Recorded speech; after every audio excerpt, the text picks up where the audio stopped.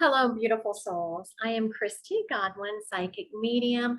Welcome to Spiritual Talk with Christy Godwin and Friends.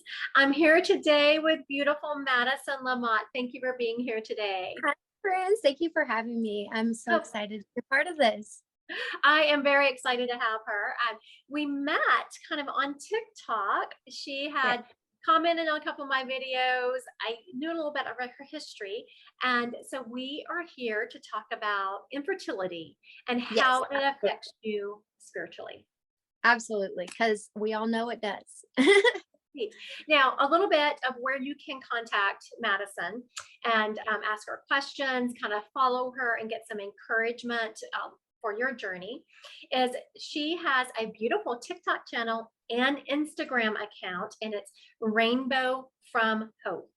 So Rainbow from Hope, and you'll see her beautiful face on there, so you'll recognize the You're account. so sweet. Thank you. Please follow her if this is something that you have struggled with. You just get so much encouragement. She's such a bright light when it comes to this. And so again, Rainbow from Hope. So Yes, please feel free to reach out. I love when people reach out. I love to encourage others, and your stories encourage me just as well. So please do. absolutely. And I love that you allow people to express themselves and answer their questions. Yeah, absolutely. I just feel like it's really important for us all to know that we are not alone, because I feel like the number one thing about infertility is it can be very isolating. So, no, we're not alone. We're in this together. And you know what I love about Madison is that she's an open book.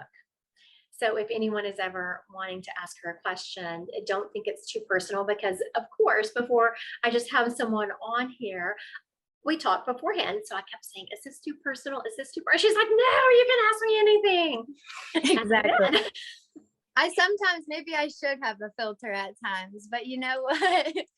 I love being open because I feel like there's someone out there that probably needs to hear it. So, yeah. So now, Madison, do you mind telling us a little bit about your history and your journey, where you've come from, where you're headed with this? Yes. So my husband and I have been together going on 6 years. About a year and a half into our relationship, we experienced our first miscarriage. At the time, we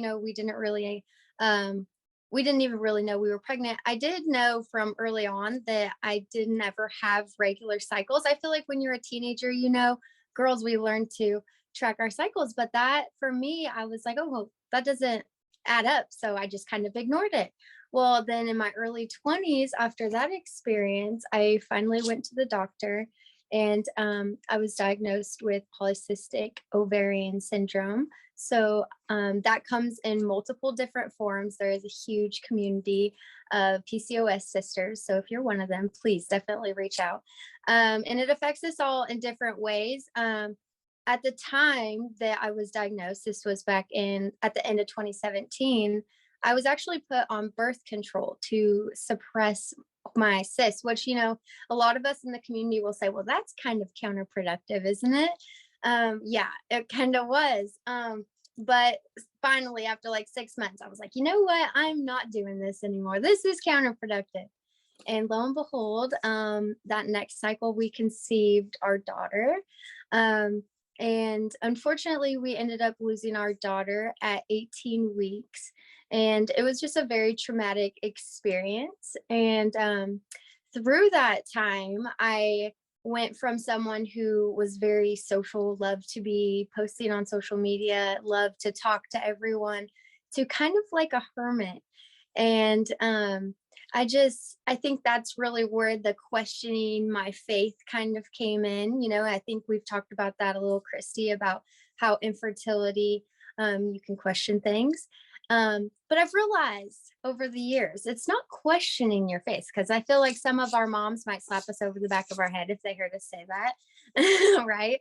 It's not questioning our faith. I think it's just, I've learned it was never a question. It was always there.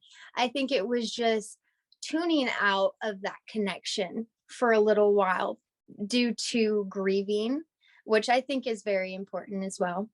And we all grieve differently. So don't be too hard on yourself there either.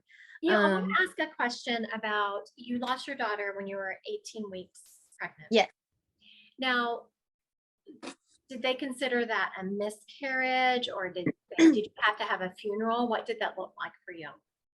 So yeah, to be honest with you, my daughter actually had a 1 in a billion birth defect, that left her incompatible with life. And we found out at 16 weeks, at her anatomy scan.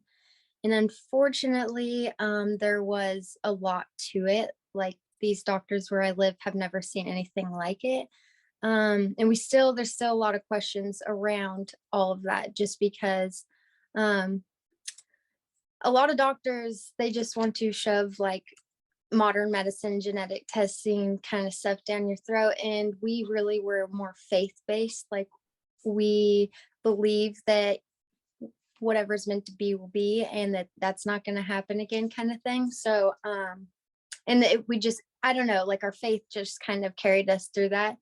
um but yeah, she had a birth defect that made her incompatible with life, and her heart was on the outside, but there was no membrane to even try to put it back inside. She was actually open from her sternum to her belly button, so there was a lot on the outside. And it was, yes, just a matter of, unfortunately, her heart stopping 2 weeks later.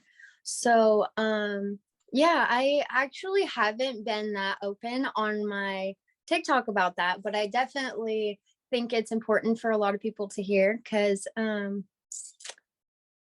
think that as like a mom going through something like that, you have a lot of guilt, you know? Yes. And I So, think that there's other moms that could probably relate to that, and they probably can relate to how vulnerable those kind of topics are, even for someone who's an open book like me.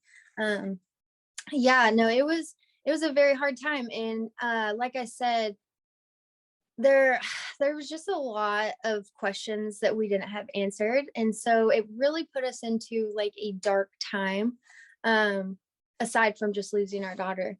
And like I said before, when I went through that dark time, I was like really disassociated from anything and everyone. My feelings were so hurt. If I could just explain it like that, when your feelings get hurt, you're just like, no, you know? But when I and find, I do want to mention that I love that you mentioned grief, yeah, because as a that is psychic, skill. yes, as a psychic medium, I people come to me with all kinds of grief effects. And I also want to give anyone watching this the permission to grieve however they feel. And I know that we talked about this. You feel the same way. Grieve however they feel necessary. Some women, and I find it a lot, because so whenever I'm doing a reading and a baby steps up that has passed, usually it is, I will ask the person, do you have 3 kids? This, I know I only have 2. My instant question after that is, oh, have you had a miscarriage or an abortion? Because I'm seeing you are a mom to that baby. I'm seeing you as a mom to that This baby. baby belongs to you. Correct. And so that would be my next question. And so that's one way to confirm it. And another way, sometimes there will be like a grandparent or something in spirit that we have confirmed belongs to them. And they will say, oh, we have the baby. I love Now, it. when I say that, there's a couple of reactions I can get from women. Sometimes they feel extremely guilty when it had nothing to do with it. It was just one of those things, but they take so much blame on themselves. Then I will have other ladies who didn't really know they were pregnant when they had the miscarriage. They never felt that connection. So they didn't really have the grief. And then they feel guilty because they didn't have the grief. So That I guilt want, is you. yes, I It's want guilt. everyone. That's almost how I feel sometimes, is like I have guilt for the way I grieve, because I'm like, that's silly. That's not how I really feel, now that I'm clear-minded again. But grief is such a heavy fog. It really is. It is. And I want all women out there to give themselves grace to grieve or to not grieve. Yeah. Whatever. However, you know what? If you cope with dark humor, I just want to say this. By all means, cope how you want, because I know a lot of you cope that way, and you are not wrong for that. You're not wrong for that. If you're sad, you're sad. If you have to laugh, laugh, because if we don't laugh, we might not survive some days. So laugh as much as you need to. It's the best cure, I feel like. Well, I say that if you want to scream, scream. If you want to kick something, not a person, but like, like a pillow. Punch something, go to a punching bag. And something else you mentioned that a lot of people I've talked to have gone into hermit mode. Yeah. And sometimes you need that quiet. You need that no one else in your energy. Honor that. Honor that. Tell people, I just can't talk about it right now. And they will understand. I think that's definitely something I took through my grief journey, was that time for myself. And I feel like that has been a part of my spiritual awakening that I've gone through since losing my daughter. And of course, I haven't said, but I have also gone on to lose 2 other pregnancies since my daughter. So, there is a lot of grief that constantly is coming up, even as we continue to try. And, negative pregnancy tests, even if you have never, conceived and you're going through infertility, you've never been pregnant before, that's still hard. We're still in this together, because seeing those, you're grieving a dream. That's still grieving. You know what I mean? It's still a dream. And sometimes even some moms that have secondary infertility, that's still grieving a dream. And so we're all allowed to grieve in our own ways, I feel like. For sure. I know, and it's such a now how I was telling Madison this story, but how it came about that I reached out to her is I go live on TikTok and do readings. My husband and one of my daughters helps me, and I was live. My other daughter, who's in her 30s, had popped over. She lives not too far from here. Her kids were in bed. Her husband, of course, was home, and she popped over. She finished watching the live. The second the live ended, she turned to her dad, because her dad was helping moderate, and he's the one who tells me, read this person, answer this question, whatever. And why didn't you give Mama any of the IVF questions? And she said it with such passion. She also, now she has 3 children, but she went through a lot of struggles to get these 3 children. And I could tell her, even though she's had 3 children, after the first one that came pretty easily, but she was still feeling that. She still felt it. I was like, oh, this doesn't go away. That grief, that being scared, it doesn't go away. And then it was like so beautiful, because it was a couple of days after that. I don't know, we had been communicating or something. I was like, you know what, we need to talk about this, because I think so many women don't talk about it. It's not mainstream. Because I will talk to people, I will know them for years and then figure out, you struggle, it's not talked about mainstream. No. And the other thing that I popped into my head when you were talking about your daughter is the grief, the struggles that women go through, the anxiety they go through when they're pregnant after they've been through infertility. Yes. Because I'm so glad you brought that. Yes. Yeah, it doesn't go away. It honestly sometimes, because honestly, when you're pregnant after loss, the anxiety almost goes up, and you can't let it, because that's only going to draw bad things to you. But how do you combat that?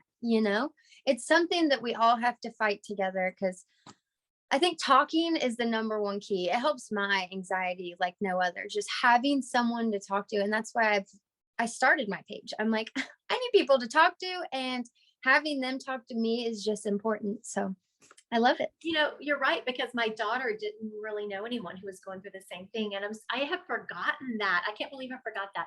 But my daughter, it took her 2.5 years, 26 months to get pregnant with my oldest granddaughter. She had 3 miscarriages, and she had gone, I can't remember the name or pronounce the drug correctly. It was like, was it Clomid? Yes. Yeah, there's Clomid, and I'm currently on letrozole, which is a generic form of Femara, or Femara is the generic, one of the 2. But yeah, there's a lot. Anybody listening that knows. Oh no, I was struggling. I was actually, before this podcast, I was calling her, and what was the name of that? What'd you do? And so she had 20, it was 26 months later, she got pregnant with my oldest granddaughter. Her anxiety was off the charts. I had forgotten about that. Just with the fear of losing this one, because she had already had 3 previous miscarriages. And after that baby, when that baby was a few years old, 3 years old, she got pregnant with my grandson. She was still, I mean, now she's had a healthy pregnancy. She still had a ton of anxiety. Because I feel like no matter what, I don't know, even the like when I did realize my first early miscarriage, when my husband and I were like 21, we still lived in Alaska. Even that time, like when I found out, like I was still like grieving at the time, because I was like, oh, I would have loved that baby. Like I feel like you just love your baby from the time you find out that that connection is just there, and you worry about him. And any mother will tell you that doesn't stop once you have your baby. That just goes on for life. So now you have struggled and y'all lost babies. And I know you are super positive on your TikTok account, and I absolutely love that about you. But I know there has to be some dark moments. I know there has to be moments when you've gotten angry, because we all have them. Absolutely. So now, how do you work your way through that? I definitely give myself time, and that kind of goes back to what I've taken with through my grief is, you really just need time for yourself. This journal right here, I started a long time ago, but sometimes I need to get back into it, because I feel like I even kind of just recently went through one of those seasons that you're talking about, because, I would have said my last cycle, it was it. Like I would have put money on it. It was it. And when it came back negative,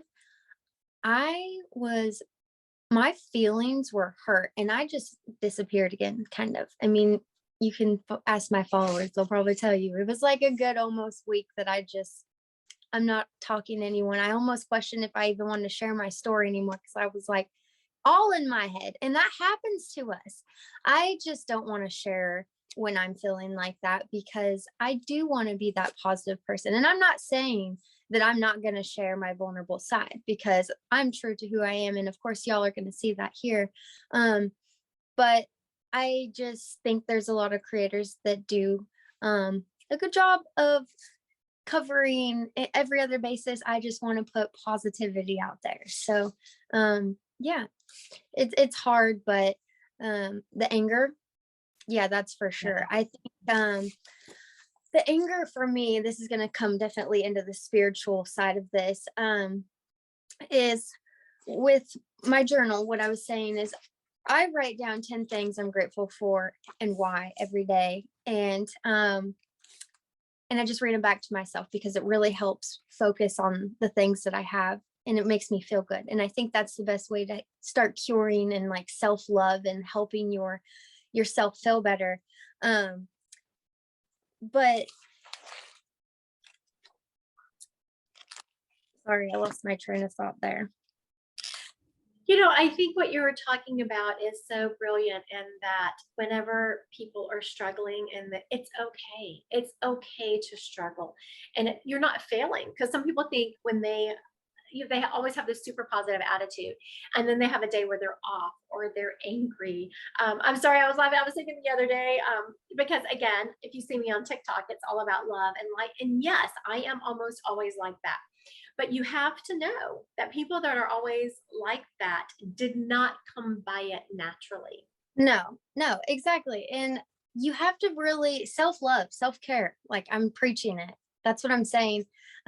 Meditating, I know that for some of us that comes hard. I know that I have a very busy brain. But I'll tell you right now, if you just take a few minutes, even just to sit outside and quiet. I personally like looking on like YouTube and listening to a meditation, a guided one that kind of just like walks you through scenarios. It really has brought a lot of peace and comfort to me. And I feel like not only by doing that, it just makes you happier. And I think it makes you more in tune to lowering your level of grief. And in doing that, I get really beautiful signs from my daughter all the time now. She sends me butterflies all the time. And that only started happening about a year and a half ago.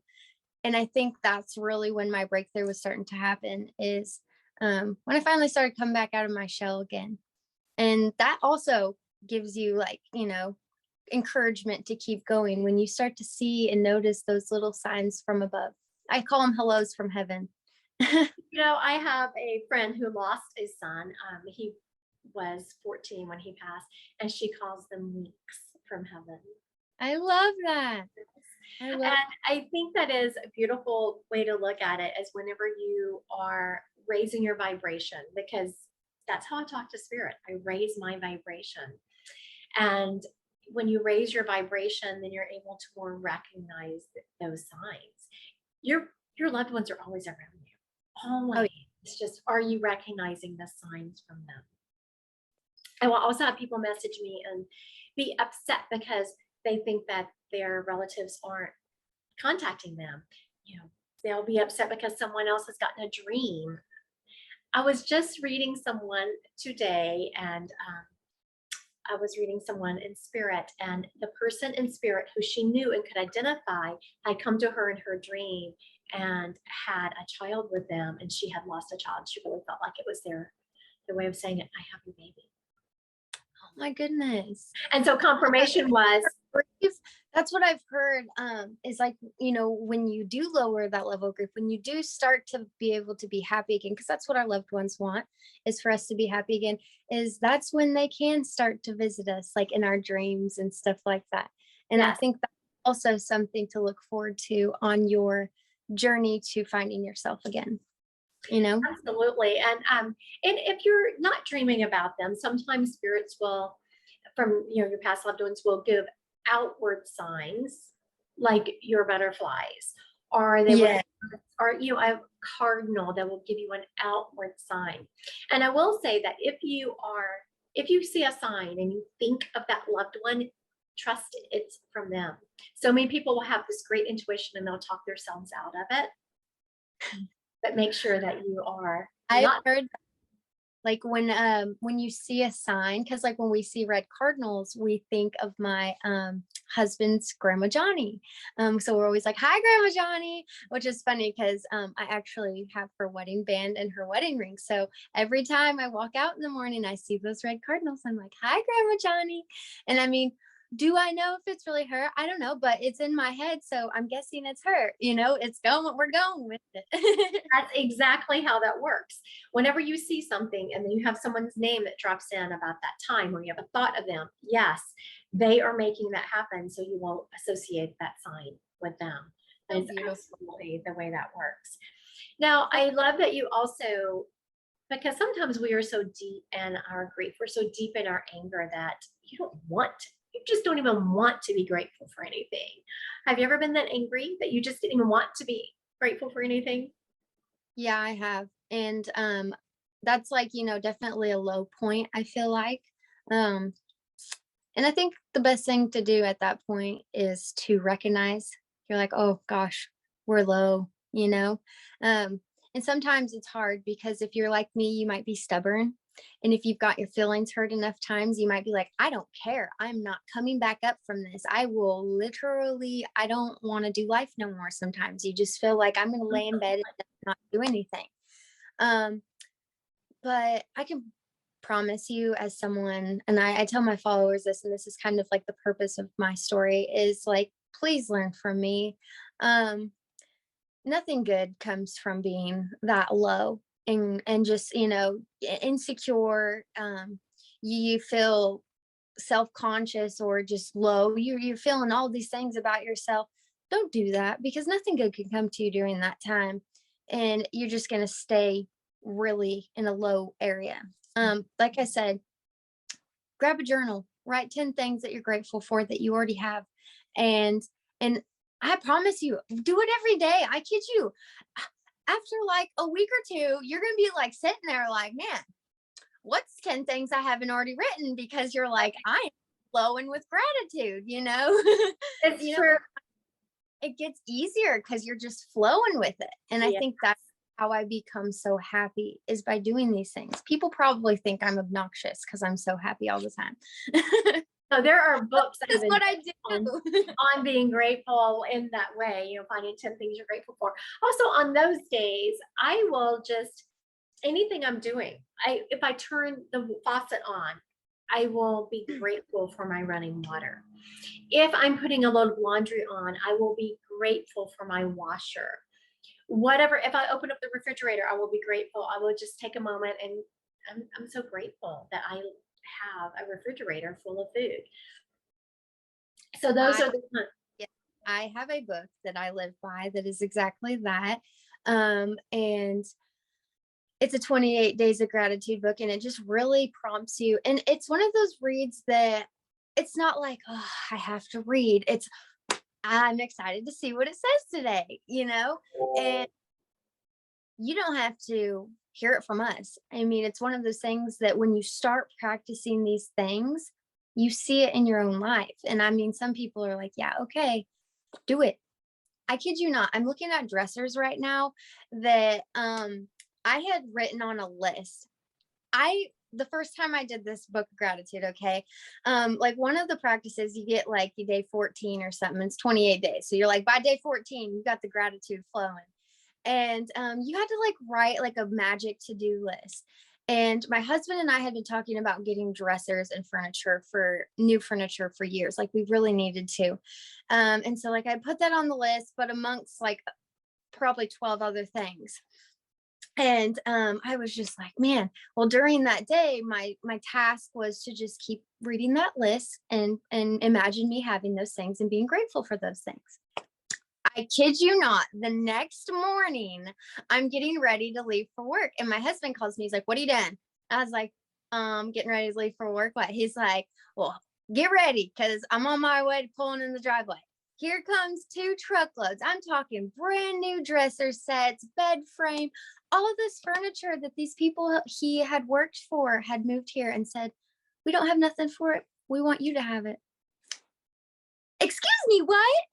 I was like, I love that. I was like, okay, that you can't make that stuff up and believe what you want, but girl, it works. That is straight up manifestation. And I love, know. yes, how you just envisioned it. And it's all about, when you're manifesting, it's all about feeling that. And we were a perfect lead in and where I wanted to go next with this. So I'm sure that all women out there who are struggling with infertility get sick of hearing people say, let go of the outcome, because that's also part of manifestation.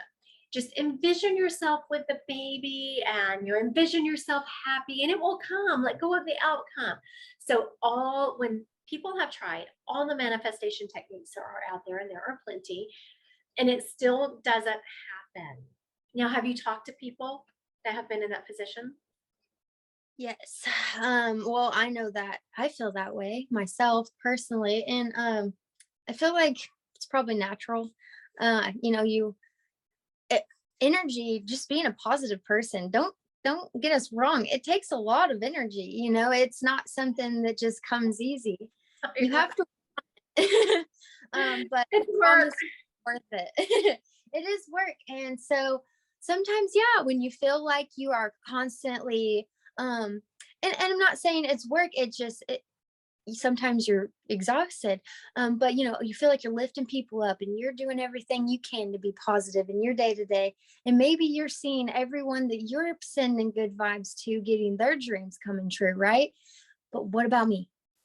And that's when you start to go, well, I don't want to do this anymore because I'm exhausted, and I feel like I'm not being heard. I feel like, you know, why? You can't do that, because then you fall into that slump again, and then you end up journaling again to get back out of it.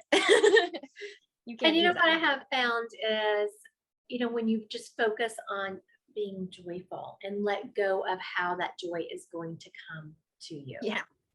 Yep. then you're surprised at what's going to bring you joy.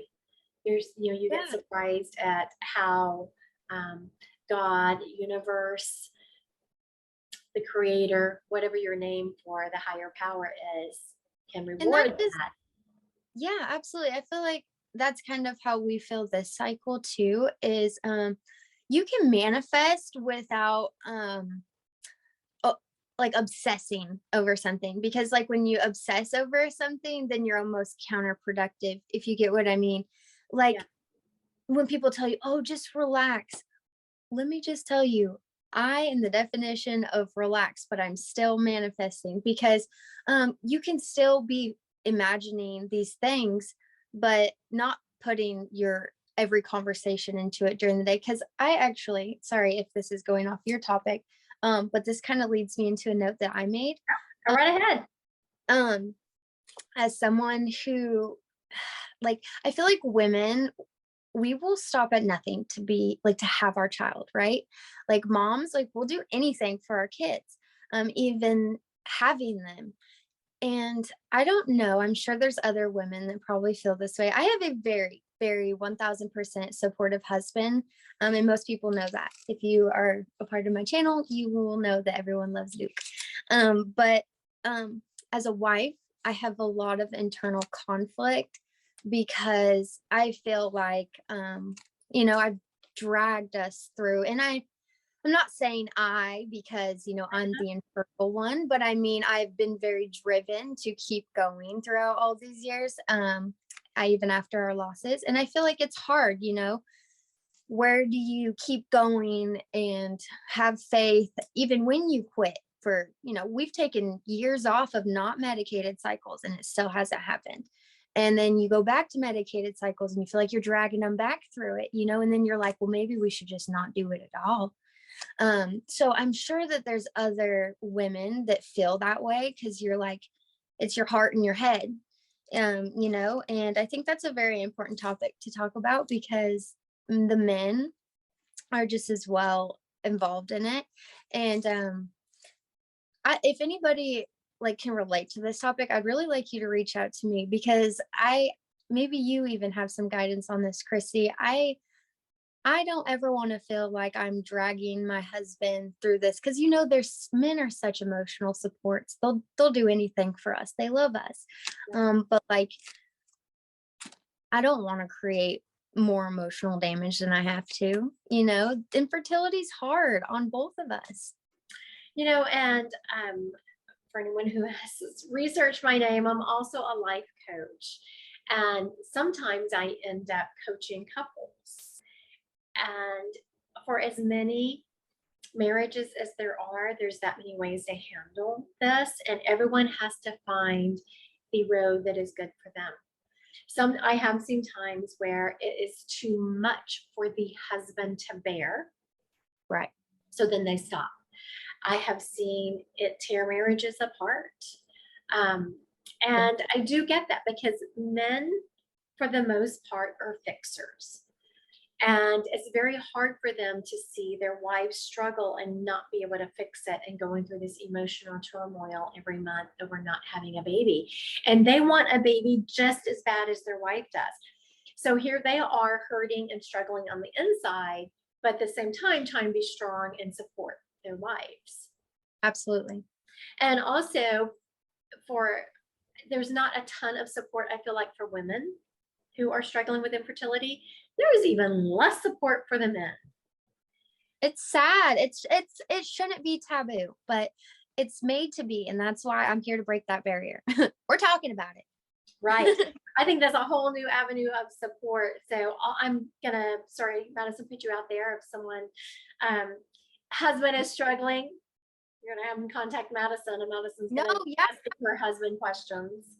No, seriously, because I definitely think that the 2-year break that I mentioned, this was after our last loss in 2020. We just we ended up getting married that year, so we just were like, let's live life, and that's what we did, until here recently is when we started again. And I think that really was a very good recharge for my husband. I think now he's more driven than ever. He's like, we're getting answers, we're doing whatever we got to do.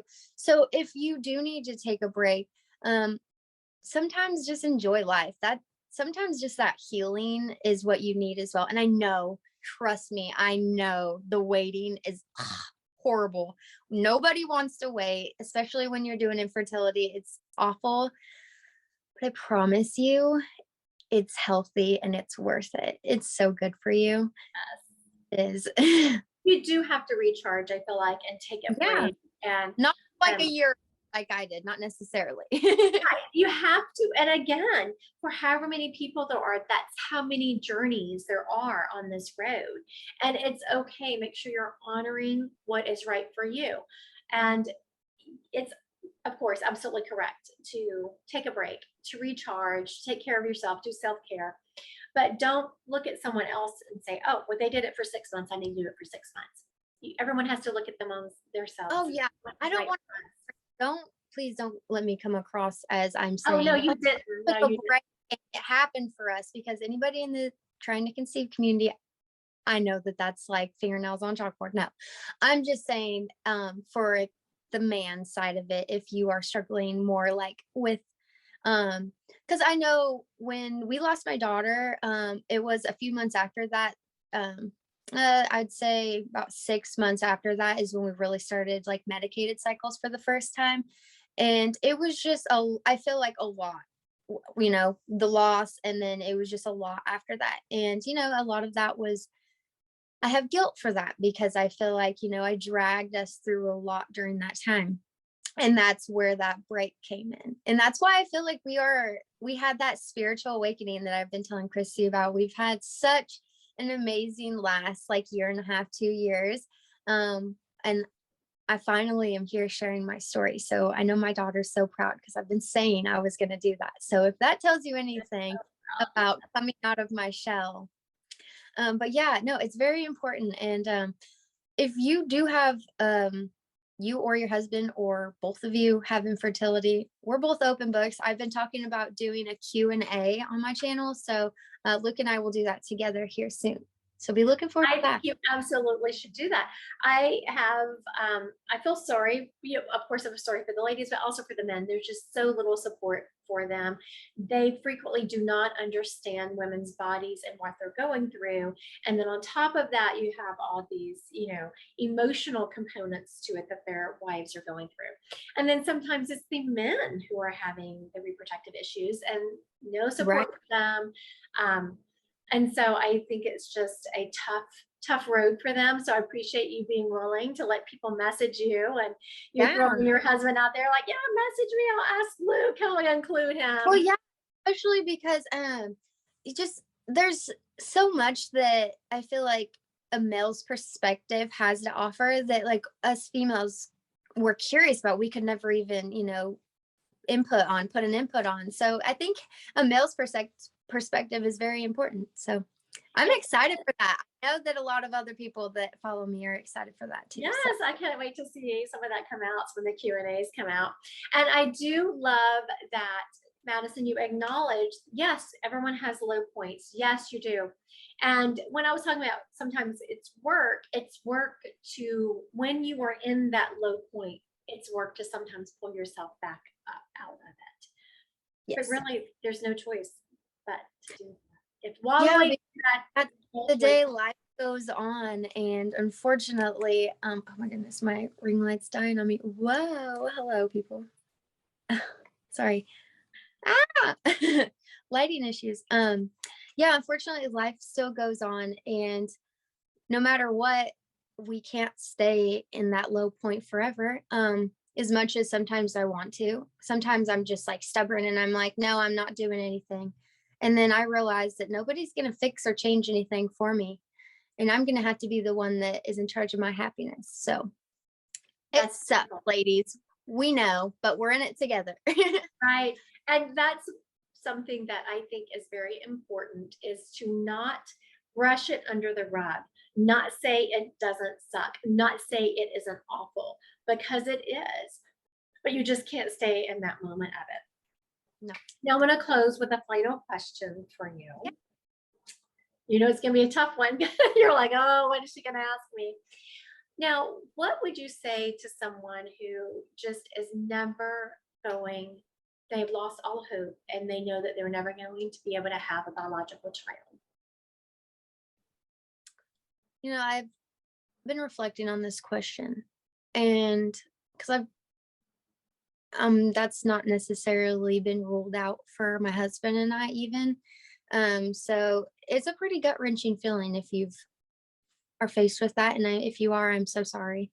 Um, my heart goes out to you. Are you still there? Yep. Sorry, my phone freaked out for a second. Um, but I would just like to give you hope that we're still going to be moms. I just feel like there's so many different avenues, whether it's your DNA, or you can't carry, or you know, if it's your body or your genetics or whatever it is, that there's still plenty of babies out there that are meant for us. And I don't know, I know that that's not for everyone, but I just feel like if you have the love in your heart, like, a baby's coming to you and you're going to be a mom. You just have to have faith. Have faith, because I'm telling you, faith can move mountains, and things just happen. Like, I'm telling you, magic happens. I'm telling you, my dressers. I mean, maybe one day a baby will just, wheels will turn and a baby will come to you. Because I feel like that has happened to friends of mine. Yes. They've, said, we're done, we give up, and then all of a sudden someone reaches out and says, hey, we have an unexpected pregnancy and we would love for you to adopt. And they have, a few times. So there's still way. I had that happen to a friend of mine after years and years of infertility, and they had adopted a child, and then they were pretty much done, because the adoption process is not for the faint of heart. No, and not guaranteed either, and I think that's what scares people off. And then out of the blue, same thing, they had gotten a phone call, and so now they have another little girl. Yeah, so I am so thankful that you're on here, Madison, and thank you for being so open about this. And that I hope this has given people some hope. If anyone listening, or as I say, watching, because the video portion will be on the YouTube channel, the audio will be on the podcast. If anyone would like to contact Madison, it is Rainbow from Hope. She is on TikTok, and she is also on Instagram. She's an open book. Please watch her. She has a lot of support. She can answer your questions, and ask her anything you would like. I would like to say thank you again. For allowing me to be vulnerable. I'm just like the rest of y'all. I just have a struggle, and I'm looking for support. And I'm glad that we can all be in this together. I call you all my family. So we're in this together. And thank you, Christy, for letting me have this platform again, and allowing me to be vulnerable, because I am not good on situations like this. So hopefully I didn't mess it up. No, you did a great job. You did a great job. Just get in front of me. Let me ask you the questions. And you're like, oh, my goodness. If anyone has any comments or questions for me, you can find me at Christy Godwin, 111@gmail.com. And of course, all the social medias, Facebook, TikTok, Instagram, YouTube, across the board. Thank you all so much for joining us today. And I hope everyone has a blessed day.